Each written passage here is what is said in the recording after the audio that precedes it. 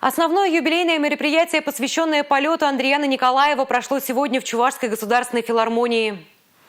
В фойе организовали выставку «Чувашия космическая». Главные герои – космонавты, уроженцы республики. А на сцене говорили о важности и уникальности полета, который совершил наш земляк. Уникальные, можно даже сказать, эксклюзивные слова сегодня прозвучали со сцены. Запись обращения матери великого космонавта к сыну мало кого оставила равнодушным. Ты сейчас от нас далеко-далеко. Ты уже 3 суток пути. И все эти дни я сердцем с тобой.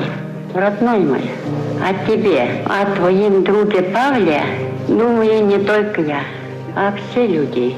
Сразу после торжественного митинга в Шоршилах на мероприятие приехали действующие космонавты Олег Скрипочка и Юрий Маленченко. Поздравления сегодня прозвучали и от них, и от тех, кто прямо сейчас покоряет бескрайние просторы. Уважаемые жители Чувашской республики и участники торжественного вечера, посвященного 60-летию первого в мире многосуточного группового полета 2 космических кораблей «Восток-3» и «Восток-4», пилотируемых летчиками-космонавтами Андрианом Григорьевичем Николаевым и Павлом Романовичем Поповичем.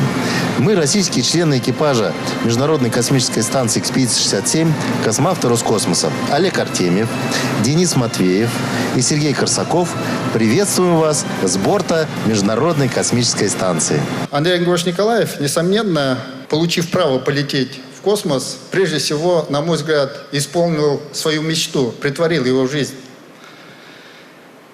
И тем самым, решая важнейшие государственные задачи, в том числе и военного характера, стал звездой, примером для многих молодых ребят из Чувашии, которые выбрали для себя путь военного летчика.